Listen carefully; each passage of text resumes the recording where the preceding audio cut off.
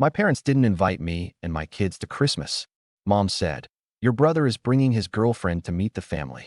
He doesn't want your kids there. They'd ruin the perfect image. I understand, I said and hung up. The next day, they showed up at my door furious. And the moment they saw me, my brother's girlfriend said, my name's Levi. I'm 36, an art director at a mid-sized agency. The divorced dad of two tornadoes named Mia, 7, and Theo, 5. I pick pallets for a living and pack school lunches like it's a campaign. I'm the oldest, the steady one. The can you take a quick look at this? Guy for every family problem that turns out not to be quick. It was a Tuesday night in December when Mom called. We're doing Christmas Eve at our house, she said, already in that breathless hostess tone. But, honey, your brother is bringing his girlfriend to meet the family. He doesn't want your kids there. They'd ruin the perfect image. There was a silence so hard it rang. My hand tightened on the phone. Perfect image? She's very particular. Minimalist. They're making content. The kids are loud. You understand. Then softer, weaponized. Be flexible, Levi. For once. I stared at the microwave clock. 7:42 p.m. I pictured Mia's construction paper chain draped across our cheap bookshelf, Theo asleep on the couch in dinosaur pajamas, a smear of cocoa on his lip. I understand, I said and hung up. I did not sleep. I scrolled photos. Years of Christmas mornings. Wrapping paper stuck to socked feet. The camera shake of real joy.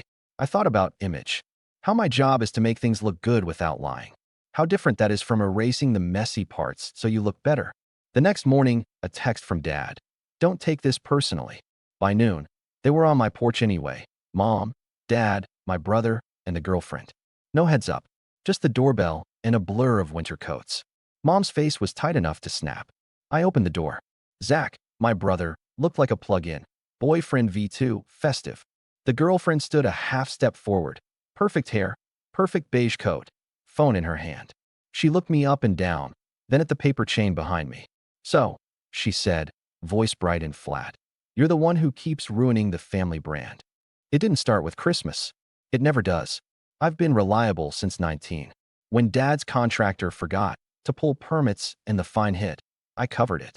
When Zach's first car died because he forgot oil changes exist, I paid for a used Civic and pretended I wasn't still paying when he sold it to buy sneakers.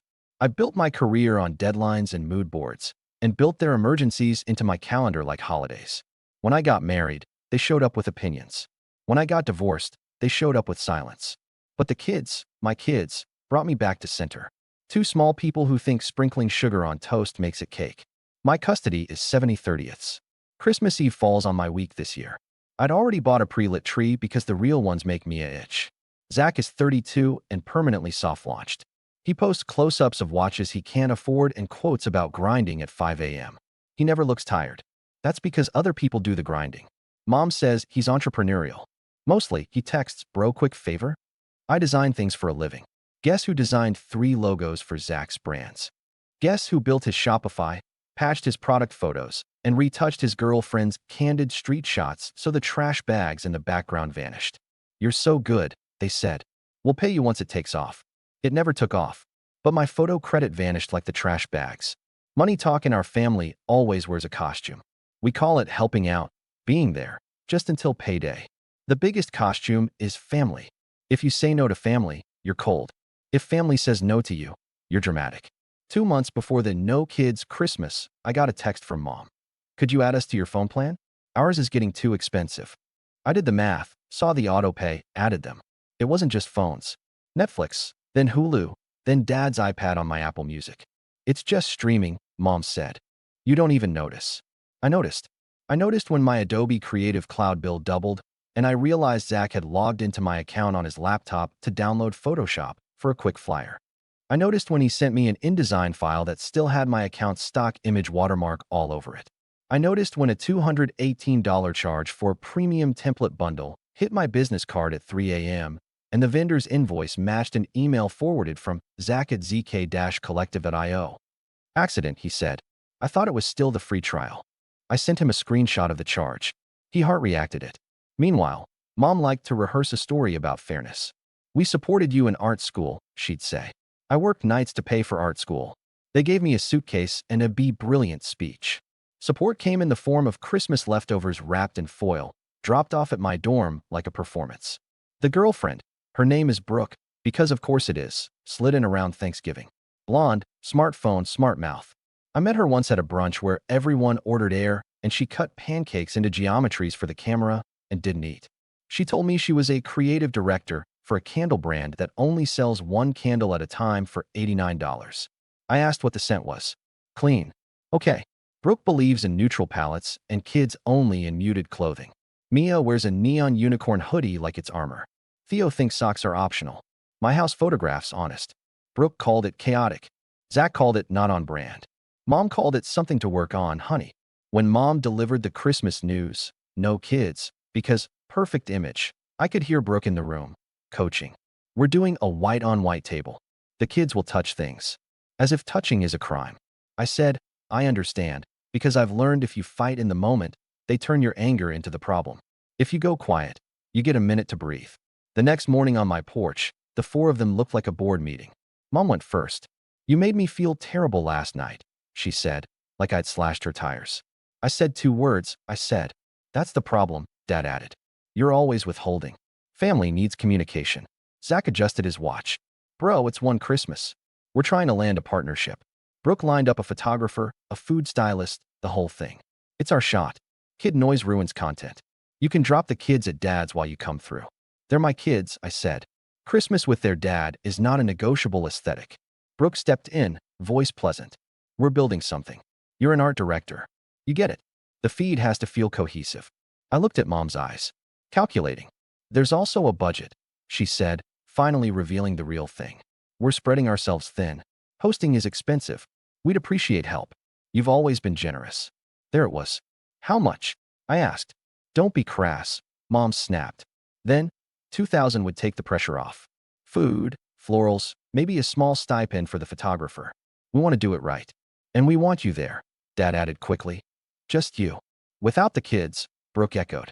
We can have a separate kid day after the new year. Something low-key. Theo padded into the hallway behind me, hair wild, clutching his stuffed triceratops. He blinked at the grown-ups like they were loud birds. Pancakes. Brooke's smile faltered for half a second. She looked down at her boots. Oh. I turned my body so Theo couldn't see their faces. Go sit, bud. I'll make them. As he ran back to the kitchen, I faced the panel again. Let me think, I said. Today would be best, Mom said. We have deposits. Zach lifted his chin. Friends don't let friends miss opportunities. Family, Dad corrected. Family. Zach agreed, like he'd invented it. I nodded slowly. Right. Family. I closed the door. I let the door click and leaned my forehead against the wood. I could hear my pulse. In the kitchen, Mia hummed Jingle Bells, off-key, while she rifled the sprinkle drawer. Theo drummed the table with a spoon. The house sounded like life. My phone buzzed. Group chat. Family, immediate. Mom had renamed it last year, right after I paid Dad's surprise tax bill. Mom. Levi, please don't be difficult. Dad. We need a decision by 3. Zach, Venmo is fine. Brooke, sending inspo. 3 beige squares dropped in, a white tablecloth, white candles, a bowl of bleached pine cones that looked like bones. I opened photos and scrolled to my camera roll, receipts folder. I keep receipts like a hobby now. Not for revenge. For memory. Dad's contractor fine. Zach's Civic. iPad for Mom. Groceries that went missing from their porch and somehow showed up in their fridge. I screenshotted a grid of them and dragged it into the chat. Me. Just a reminder. Mom replied in under 10 seconds. Tacky. Zach. We said we'd pay you back. Me. You also said that about the Shopify and the photo gear and the Adobe charges and the phone plan. Blue dots typing. Stopped. Typing again. Brooke finally. Money as leverage over family is not the vibe. I stared at that sentence until the edges went soft. Then something clicked. It wasn't a fresh idea. It was an old one I'd ignored. Boundaries aren't mean. They're honest. I typed. Me. I'm not paying for a photographer to capture my kid's absence. Silence. Mom called. I let it ring out. She texted instead. You're blowing this out of proportion. Be an adult. Me. I am. Here's what's changing. I stood at the counter with sticky kid hands tugging at my shirt and wrote the list in plain words. I'm removing you from my phone plan at the end of this billing cycle. I'll send you the transfer pin. I'm changing my Adobe password and will report any unauthorized logins. Zach, stop using my license. Streaming accounts will be signed out today. You can set up your own. I won't be funding events I or my kids are uninvited from. If you attempt to add yourself to any of my business cards again, I will file a fraud report.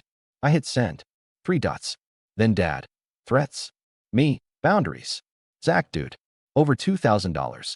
Me. Over a pattern. Mom, you're making this hostile. Your children will hear about this.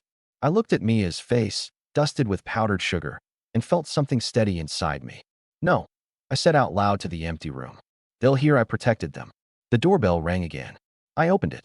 The 4 of them on the porch, tighter now, winter air pouring around their edges. Mom started to speak. I held up a hand. Calm. I'm done being the bank and the stylist and the silent one, I said. You can host any Christmas you want. White table, no kids, content, whatever. But not with my money. And if you ever try to shut my kids out so you can look cleaner online, you shut me out too. Zach's jaw flexed. You'd blow up Christmas over a vibe? You blew it up when you made family conditional. Brooke lifted her phone like a shield. This is unhinged. Then don't hinge on me. Dad went for the soft knife.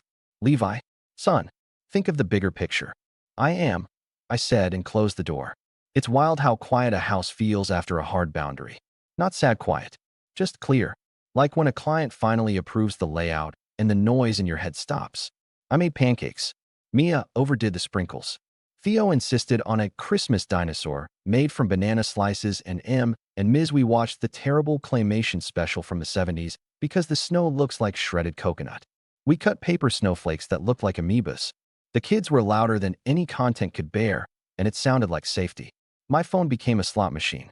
Messages pinged all day. Mom, what you're doing is cruel. Dad, you owe us a conversation. Zach, adult men don't act like this. Brooke, unbelievable. Then texts from numbers I didn't have saved. Aunts who prefer whispering to my face. Maybe tone it down. Your mom is crying. Kids make things complicated. The subtext hummed. Be small again. At noon, the first consequence hit, not mine. Dad texted, phones aren't working. Is this you? I hadn't cut them off yet. I called the provider.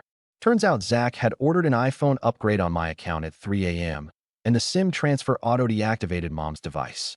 The rep asked to confirm the shipping address. It was Zach's apartment. I canceled the order, triggered a fraud alert, and told the rep to flag any changes as owner only. I texted the group. Nice try. Sent the screenshot. Zach, wow, petty. Me, legal. By late afternoon, I got an email from Adobe. New sign-in detected. City, the same as Zach's. I hit sign out of all devices, changed the password, turned on two-factor with my physical key. I messaged him separately. If you need design software, buy it. He replied with a vomiting emoji. Around 5, my doorbell rang again. This time just Brooke. Beige coat. Bare head. Cold pink on her cheeks. I don't want a scene, she said. Then stopped showing up at my door. She glanced past me, where the kids were dancing to Jingle Bell Rock at a volume that rattled the utensils. Look, I get that you're protective, but you're tanking something big. A brand offered us product for the dinner. They like clean lines. Babies with sticky hands don't fit. They're not babies. I didn't mean. You did. I kept my voice low. Brooke, I'm not your problem. You just met my family. They're very good at spending other people's money and calling it love. If you want that, fine. But my kids aren't props you can crop. Something changed in her eyes. Not agreement, but a flicker. She looked at the paper chain again. You could style the kid day, she tried weakly. We already did. I nodded at Mia, who was wearing 3 different patterns and a grin. And it's perfect. Brooke swallowed. We won't ask you for anything else, she said, turning away. I know, I said and closed the door. That night, Mia asked, very small. Did we do something wrong? Grandma said we're a lot. My brain went white. I sat on the floor so our eyes were level.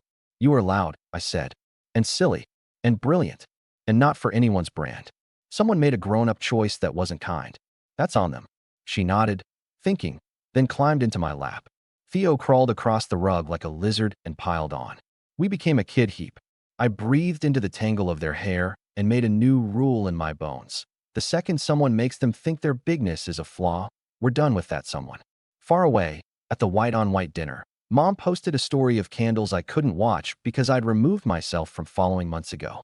A cousin DM'd me screenshots anyway.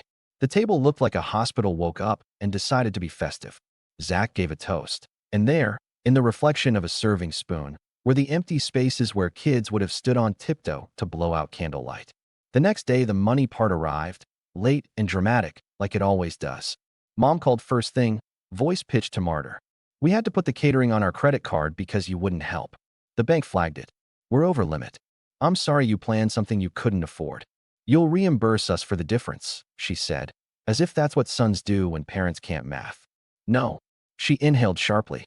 Your father is very disappointed. Dad got on the line. Levi, your brother stepped up. He covered the photographer out of his own pocket. A second text from Zach came in the background of the call.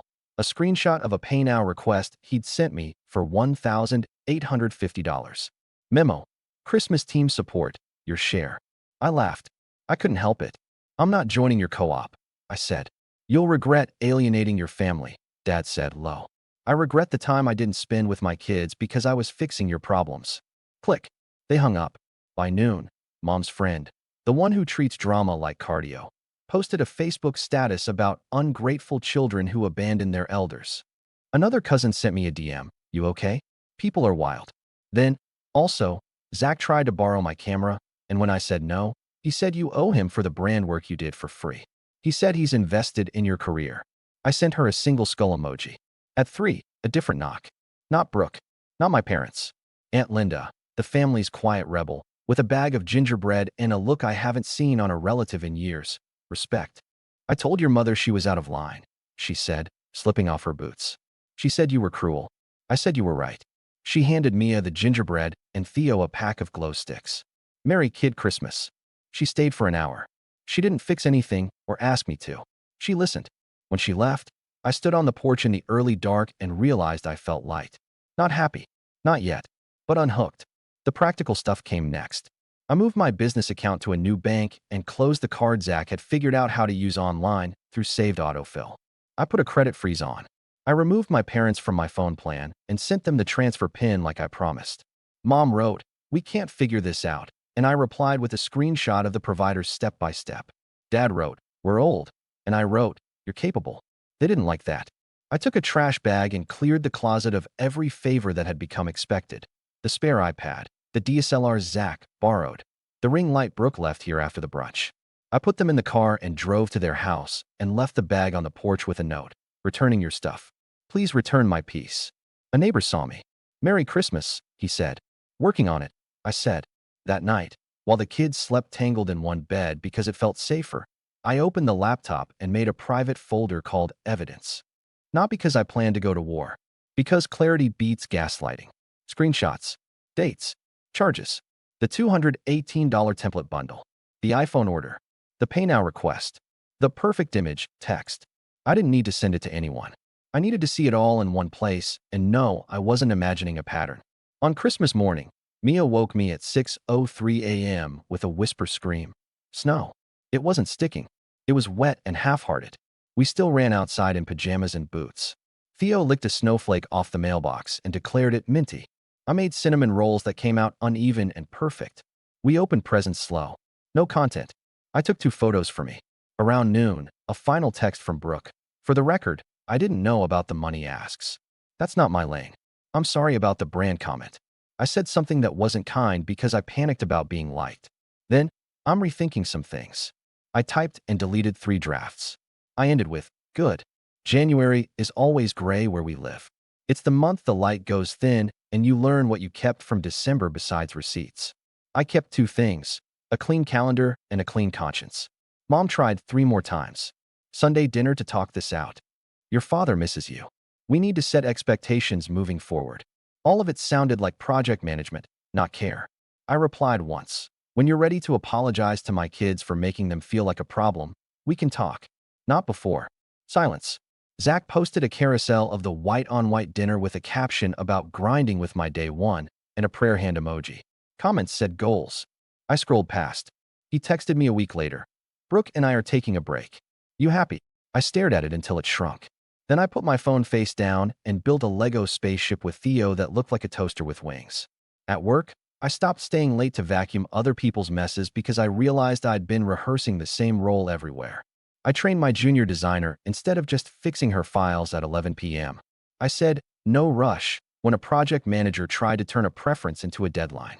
My boss asked if I was okay. I said, I'm good, and meant it. Mia asked if we were going to Grandma's house again. I told her we could invite Grandma here if she wanted to apologize. Will she? Mia asked. I said, people surprise you. 2 weeks later, Aunt Linda invited us to her place for cocoa. No agenda, she said. Just warmth. We went.